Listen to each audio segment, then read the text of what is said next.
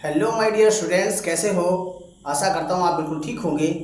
और कल से जो वीडियो हमने डाली थी उसमें आपका रिस्पांस मिलना शुरू हो गया। आप हमारी बात को ध्यान दे रहे हैं, इसके लिए बहुत बहुत थैंक यू।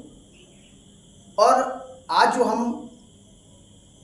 जो डेरिवेशन बताने जा रहे हैं, जो वीडियो आपको बनाने जा रहे हैं, वो बहुत ही इम्पोर्टेंट है, पेपर में जरूर आना है। कल एक बताया था हमने समांतर प्लेट संधारित्र, जिसे हम समांतर पट्टिका संधारित्र भी कहते हैं, वो वाला। और आज हम जो बता रहे हैं समांतर पट्ट संधारित्र या समांतर प्लेट संधारित्र, जिसके बीच में क्या है, एक किसी जो है परावैद्युत पदार्थ की एक पट्टी रखी हुई है। जैसे कांच की पट्टी रख दें या हम अभ्रक की पट्टी रख दें। तो इस बार क्या करना है, इस बार हमें डेरिवेशन निकालना है कि समांतर प्लेट संधारित्र के बीच में अगर कोई क्या है आंशिक रूप से, यानी कि कुछ मोटाई की हम कोई पट्टी रख दें, तब उसमें जो है संधारित्र की जो धारिता है वो क्या बनेगी, वो हम आपको निकाल के बताते हैं। तो इसका हेडिंग है सबसे पहले समांतर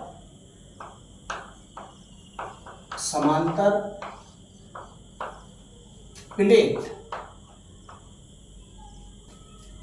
या इसे हम समांतर पट्ट भी कहते हैं, समांतर पट्ट संधारित्र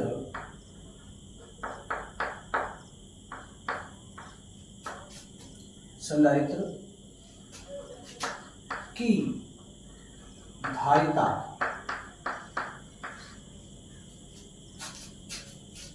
का व्यंजक, जबकि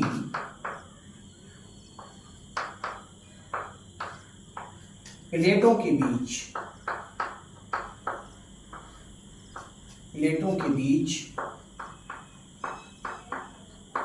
आंशिक रूप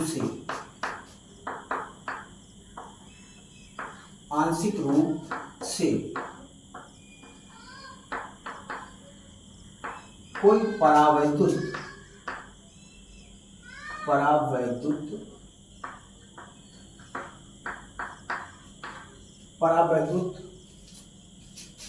पट्टी, जैसे क्या हो, कांच रखी हो। ठीक, ये आपका हेडिंग हो गया। हेडिंग क्या है आप समझ लें, समांतर प्लेट या समांतर पट्ट संधारित्र की धारिता का व्यंजक, जबकि प्लेटों के बीच में आंशिक रूप से कोई परावैद्युत पट्टी, इन परावैद्युत पदार्थ की कोई पट्टी जैसे कांच रखी है, तब उसकी जो है धारिता हम किस तरह से निकालेंगे, ये बात हम आपको बताते हैं। बहुत आसान है, जिस तरह से उसमें निकाला था ऐसे ही यहाँ पर हम क्या करेंगे। इसमें क्या है, एक हम चित्र के द्वारा आपको बताते हैं। ये संधारित्र की दो प्लेटें हैं समांतर, इसको हम एक्स और वाई प्लेटें कहते हैं। इनके जो बीच की दूरी है वो आपकी स्मॉल डी है, ठीक है। इसकी वाई प्लेट को हम क्या करते हैं, पृथ्वी से जोड़ देते हैं। ये पृथ्वी से हमने अटैच कर दिया।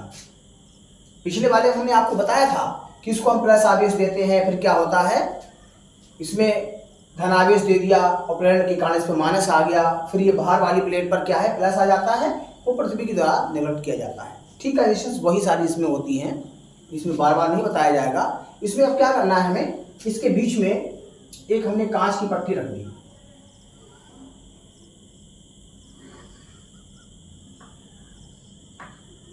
ये टी मोटाई है इसकी, और हमने एक कांच की पट्टी इसके बीच में, इन प्लेटों के बीच में रख दी।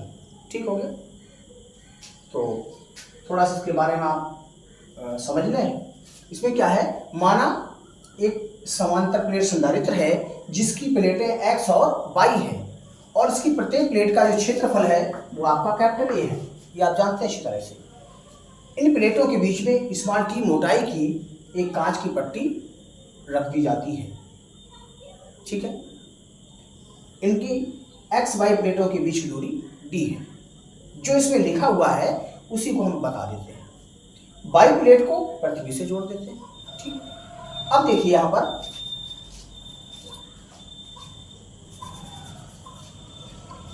पर प्लेटों का क्षेत्रफल कितना हमने बताया, यानी प्रत्येक प्लेट का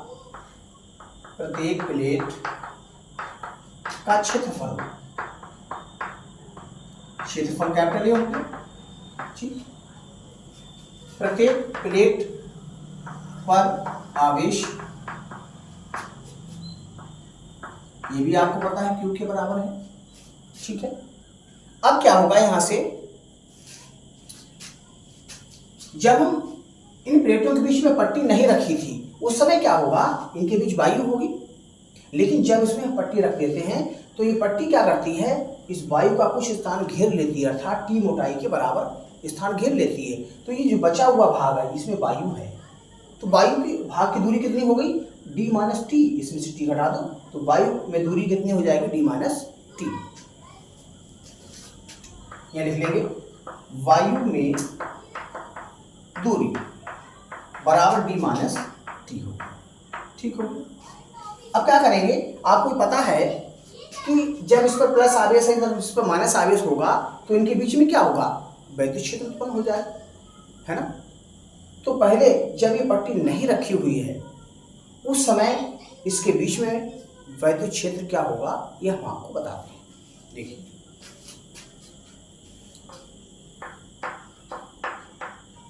प्लेटों के बीच वायु में वैद्युत क्षेत्र की तीव्रता या वैद्युत क्षेत्र, या E बराबर, पिछले वाले में आपको मैंने बताया था E बराबर क्या होता, Q अपान एप्सिलॉन 0 A। ठीक है, अब चूंकि वायु की बात करते हैं तो यहाँ पे E0 लगा दो, या E1 भी लिख सकते हो। तो बात आगे समझ इस तरह से, ये कहाँ से आया हमने आपको बताया था पिछले वाले में, E बराबर क्या होता है, सिग्मा अपान एप्सिलॉन 0, और सिग्मा क्या है, पृष्ठ आवेश घनत्व है, वो Q अपान A के बराबर होता है। तो इस तरह से आपका ये सूत्र आ जाता है। ठीक है, ये बात आप समझ गए होंगे अच्छी तरह से। ये तो आपकी वायु की बात हो गई। अब जो टी मोटाई की पट्टी में देखिए वैद्युत क्षेत्र कितना होगा, टी मोटाई की पट्टी में वैद्युत क्षेत्र की तीव्रता, इसे आप E लिख सकते हो या ET लिख सकते हो, इसको E लिख दो चाहे तो, या ET लिख दो, चलो ET बराबर, छोड़ो ET बाद में आएगा इसलिए E ही रहने दो। E इक्वल क्या हो जाएगा, इसमें आपका Q अपान, देखिए यहां से कितना होगा इसका, Q अपान के एप्सिलॉन 0 A, Q अपान के एप्सिलॉन 0 A। ये क्यों आएगा, क्योंकि हमने आपको बताया था इसके बीच में एक परावैद्युत पदार्थ की पट्टी रखी जाती है जिसका क्या होगा, परावैद्युतांक होगा, और वो परावैद्युतांक यहाँ क्या था, वायु था, तो K का मान 1 था। अब टी मोटाई की पट्टी है जिसका परावैद्युतांक क्या है, K है, तो इसमें क्या होगी, K से मल्टीप्लाई हो जाएगी। ठीक है, तो अब देखिए ये वायु में आपका वैद्युत क्षेत्र हो गया, ये कहाँ हो गया आपका, टी मोटाई में।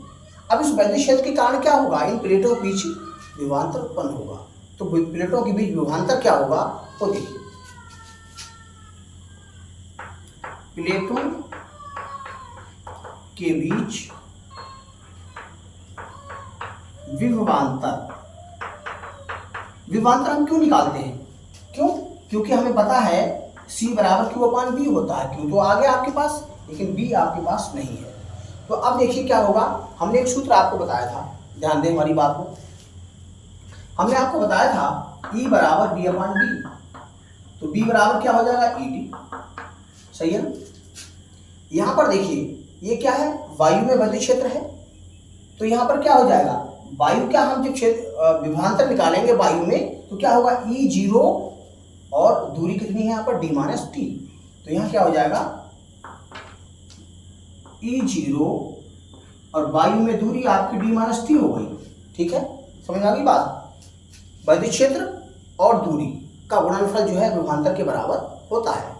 तो यहाँ पर दूरी जो वायु में है वो d माइनस टी है और वायु में वैद्युत क्षेत्र कितना है, E0 है। ये तो आपका वायु में हो गया।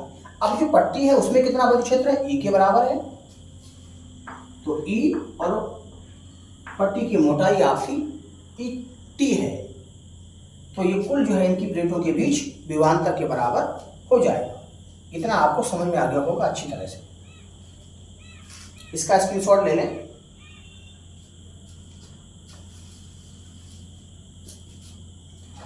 ठीक बात। अब आपके पास विभवांतर आ गया तो आप आसानी से संधारित्र की धारिता आप ज्ञात कर सकते हो। स्क्रीनशॉट ले लिया होगा आपने।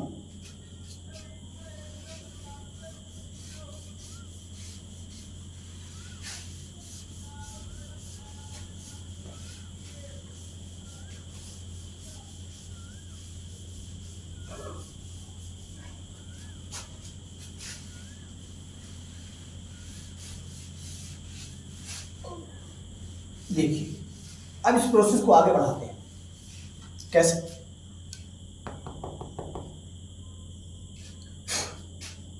यहां आपका v बराबर क्या हो जाएगा,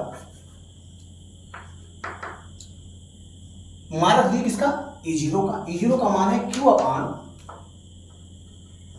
एप्सिलॉन 0 a और d माइनस प्लस E का मान कितना है, Q upon K epsilon 0 a और इंटू टी।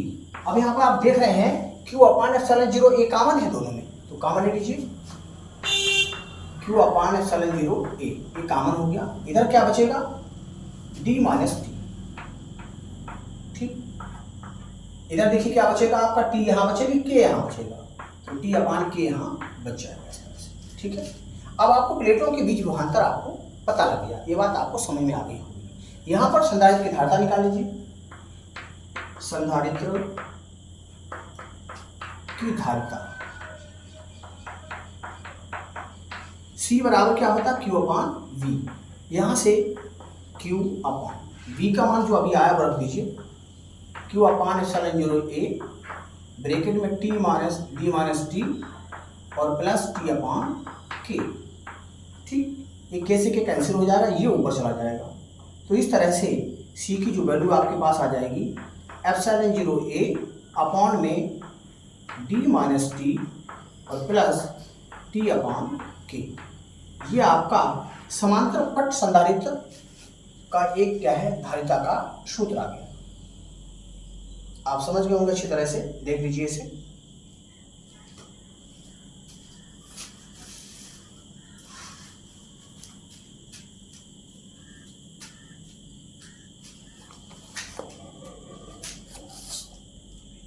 आपने लिख लिया होगा इसको।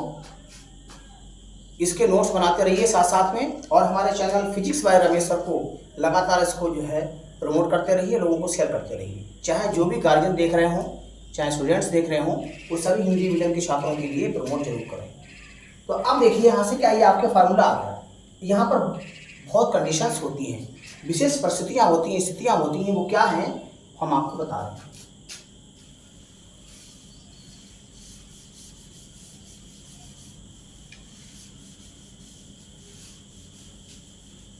विशेष स्थितियां,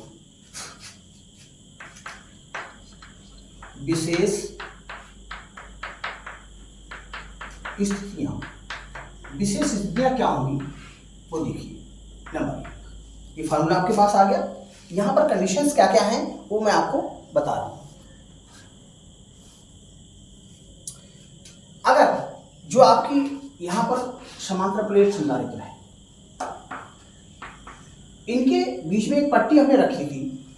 अब ये पूरी पट्टी जो यहाँ रखी हुई है, इसकी जगह पर अगर पूरे भाग में परावर्तित पदार्थ भर दिया जाए, कोई पदार्थ हमने इसमें पूरे में भर दिया है ना, तो पूरे में जब हो जाएगा, इसका मतलब क्या है, परावर्तित पदार्थ की जो मोटाई है T वो D के बराबर हो जाएगी। ठीक है, तो पहली कंडीशन क्या बनेगी, यदि प्लेटों के बीच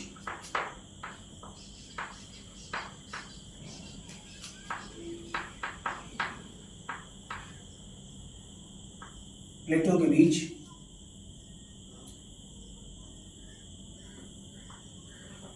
कोई परावैद्युत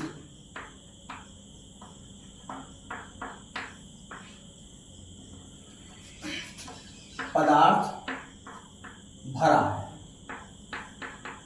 पहली कंडीशन, पूरे में हमने क्या किया, भर दिया इसके लिए, अर्थात यहाँ पर जो टी है वो आपके डी के बराबर हो जाएगा। तो जहां पर टी है वहां पर डी लिख लीजिए और आपको पता लग जाएगा क्या कंडीशन बनेगी। फिर यहाँ रखेंगे आप, तो सी बराबर क्या हो जाएगा, एप्सिलॉन 0 A अपॉन में डी। टी की जगह पे हमें क्या रखना है, डी रखना है, ठीक, प्लस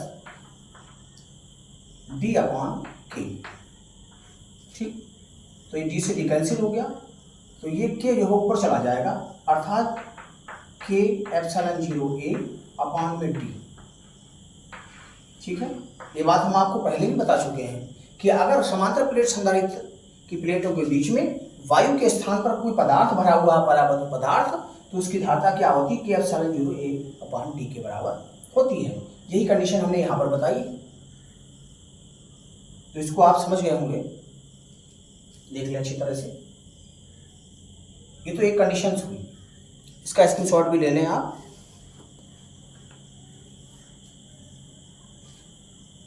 अब तो ये पदार्थ वाली बात हो गई। अगर मान लीजिए इसके बीच में क्या है, पूरी वायु भरी हुई है, अर्थात वायु के लिए आप जानते हैं जो आपका के का मान है किसके बराबर होता है, 1 के बराबर होता है। ऐसे भी कर सकते हैं, या ऐसे कह लो कि यहाँ पर क्या होगा कि जो टी है टी बराबर 0 हो जाएगा, यानी कि उसमें कोई भी किसी भी मोटाई की कोई परावैद्युत पदार्थ की पट्टी नहीं रखी हुई है, यानी पूरे में वायु है, तब टी बराबर क्या हो जाएगा, 0 हो जाएगा। तो देखिए, यदि प्लेटों के बीच में निर्वात या वायु है, तो यहां पर क्या होगा, टी बराबर 0, यानी पट्टी है ही नहीं तो 0 हो जाएगा। इसमें रखिए आप जहां जहां पे टी बराबर 0 है, तो क्या होगा, सी एप्सिलॉन 0 A अपॉन में, यहाँ पे 0 रख देंगे, तो डी माइनस 0 प्लस 0 अपॉन के। तो देखिए यहाँ पर केवल डी बचेगा, 0 अपॉन के 0 हो गया। तो इस तरह से क्या आ जाएगा, सी बराबर एप्सिलॉन 0 A अपॉन डी। ये हम पहले भी आपको बता चुके हैं, वायु संधारित्र में क्या है, सी बराबर एप्सिलॉन 0 A अपॉन डी होता है। ये कंडीशन हो गई 2।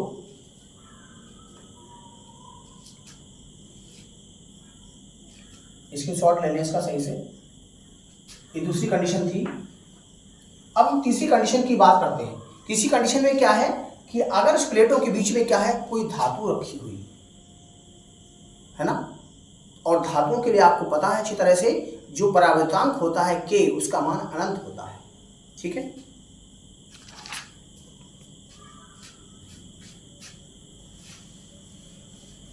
नंबर 3 कंडीशन क्या हो गई, यदि प्लेटों के बीच टी मोटाई की धातु की प्लेट रखी है, तो क्या होगा, यहाँ पर परावैद्युतांक जो के है उसका मान अनंत हो जाएगा, ठीक। तो यहाँ क्या करेंगे, जहां पर के है वहां पर हम अनंत रख देंगे और फिर देखते हैं क्या आता है। इसको आप लिख लें सही तरीके से। तो शुरू करते हैं। यहाँ देखो, सी बराबर क्या हो जाएगा, एप्सिलॉन 0 A अपॉन में डी माइनस टी, ये तो ऐसे ही रहेगा, प्लस टी अपॉन इनफाइनाइट, ठीक है। और अपॉन जब इनफाइनाइट होगा तो इसका मान 0 हो जाएगा, क्योंकि अनंत का मान क्या होता है, 1/0। जब हम 1/0 रखेंगे तो 0 ऊपर चला जाएगा, ठीक से गुणा हो जाएगी इसकी, तो 0/1 यानी कि 0 आएगा केवल यहाँ पर। तो ये आपका हो गया एप्सिलॉन 0 A अपॉन में डी माइनस टी और प्लस का 0। तो इस तरह से जब प्लेटों के बीच में धातु की कोई पट्टी रखी हुई है टी मोटाई की, उस समय धारिता का जो सूत्र है epsilon 0 A upon D minus T होता है। इसको आप अच्छी तरह समझ गए होंगे।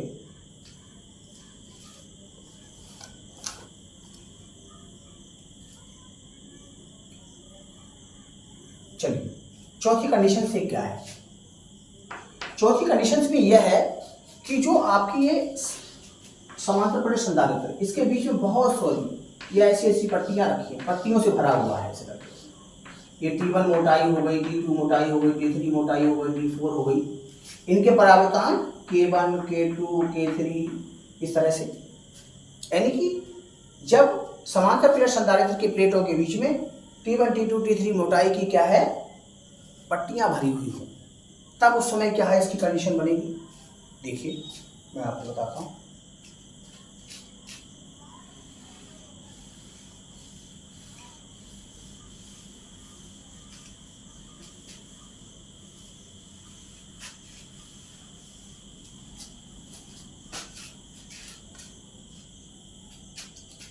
नंबर 4, यदि दोनों प्लेटों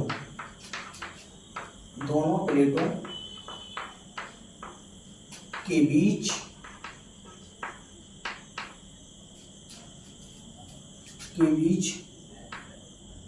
K1, K2, K3 है ना, कॉमा डॉट डॉट परावर्तांक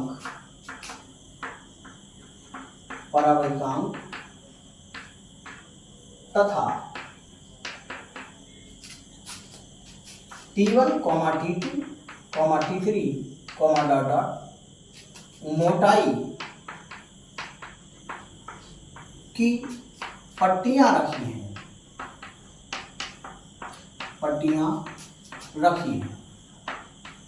ठीक हो गया। तो क्या होगा यहां से देखिए, तो मैं आपको बताता हूं।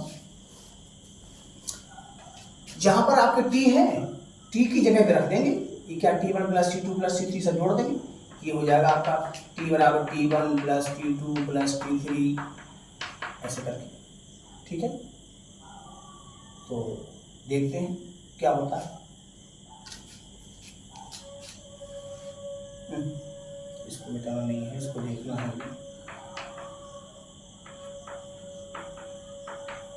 ठीक हो गया। तो जहां पर T है वहां पर आपको T1, और जहां पर K है वहां पर आपको क्या लिखना होगा, K1, K2, K3 इस तरह से। तो इसी बराबर क्या होगा, देखिए एप्सिलॉन 0 A अपान में D minus T1 plus T2 plus T3 plus dot dot आगे प्लस T1 अपान K1 प्लस T2 अपान K2 प्लस T3 अपान K3। इस तरह से ये इसका एक फार्मूला बन जाता है। ये बात समझ में आ गई होगी अच्छी तरह से आपको।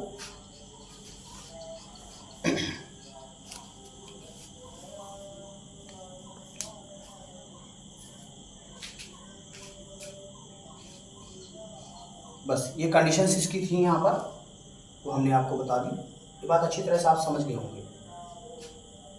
स्क्रीनशॉट लेकर के लिख लें, इसके नोट्स बनाना बिल्कुल ना भूलें।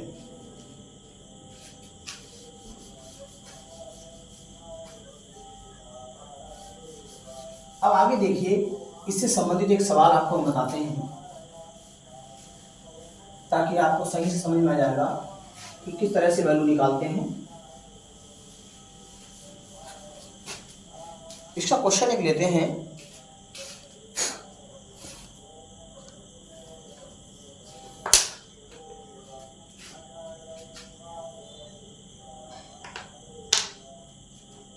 क्वेश्चन है इसमें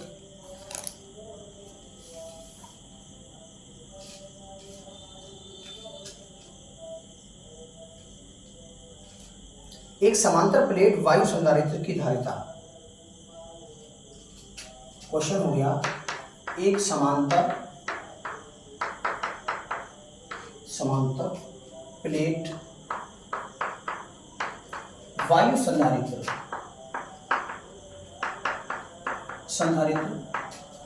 की धारिता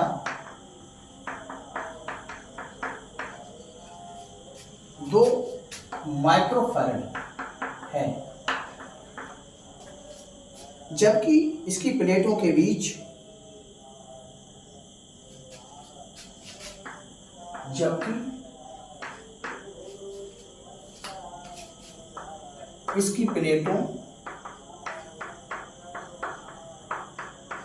प्लेटों के बीच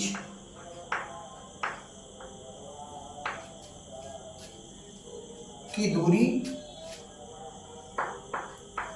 को, बहुत इंपॉर्टेंट सवाल है, मोस्ट इंपॉर्टेंट,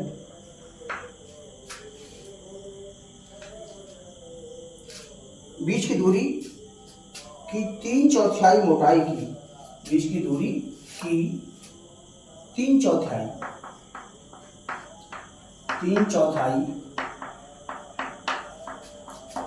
मोटाई की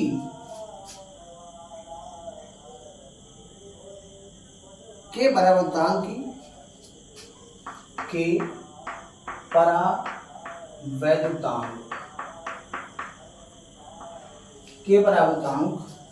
की प्लेट रखी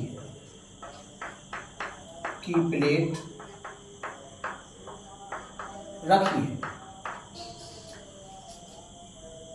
तब संधारित्र की धारिता 4 μF हो जाती है। तब संधारित्र की धारिता 4 माइक्रोफैरड हो जाती है।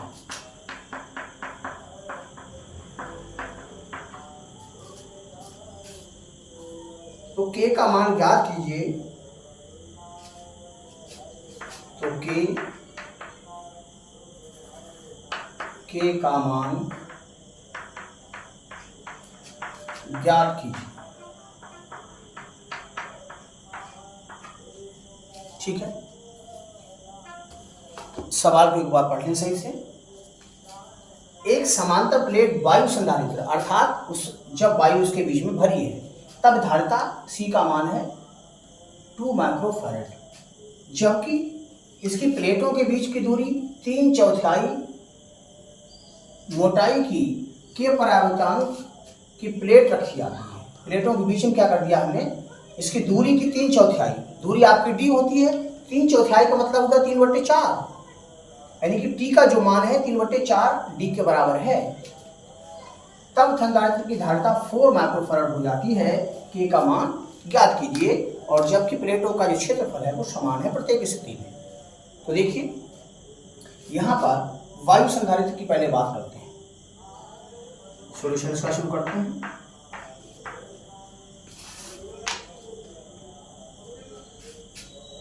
वायु संधारित्र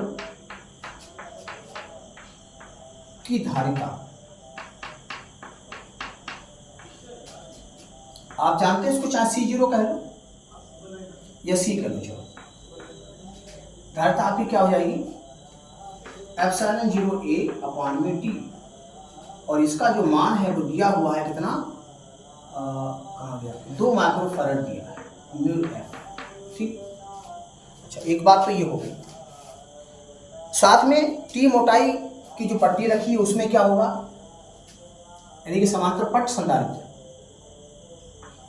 जब प्लेटों के बीच T मोटाई की पट्टी रखी है तो संधारित्र की धारिता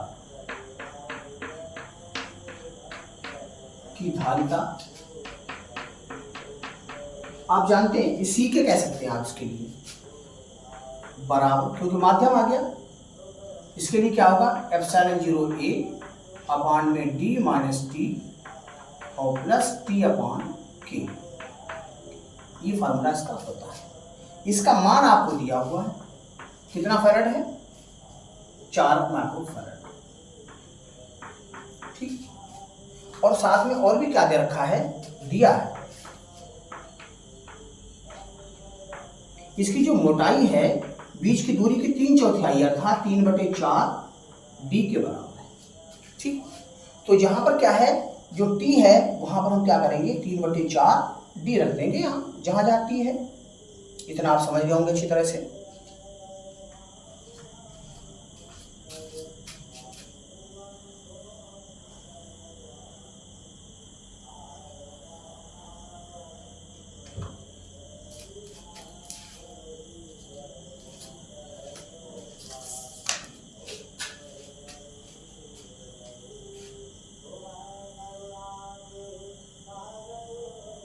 ठीक है, क्या करेंगे, मान रखिए यहाँ पे, इसके मान रखने पे क्या होगा, सी के बराबर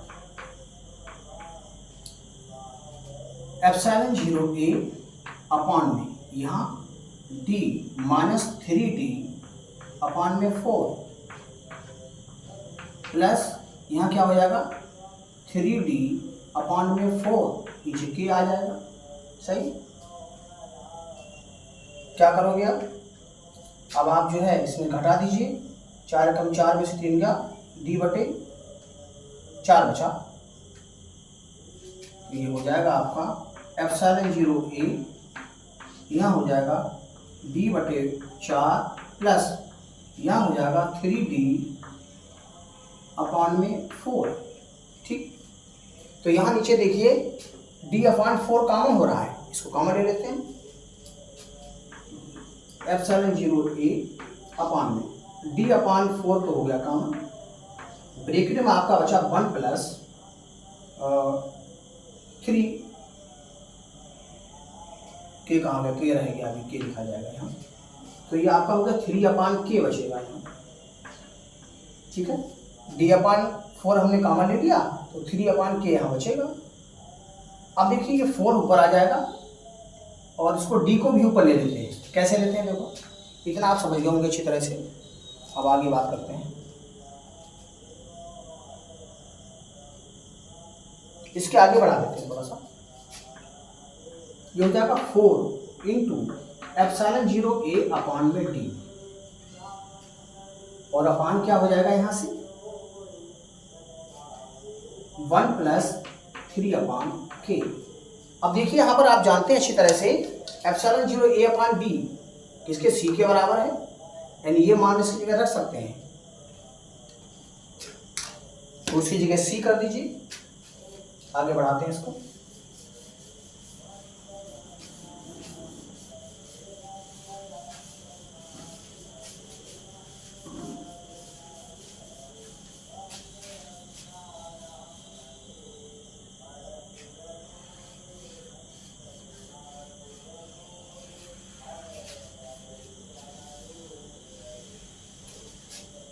देखो उधर क्या हो जाएगा, c के यानी c के इक्वल क्या हो जाएगा 4c, उसकी जगह पे तो c आ गया, अपान में क्या बचा 1 प्लस 3/k, ये आपका बचा।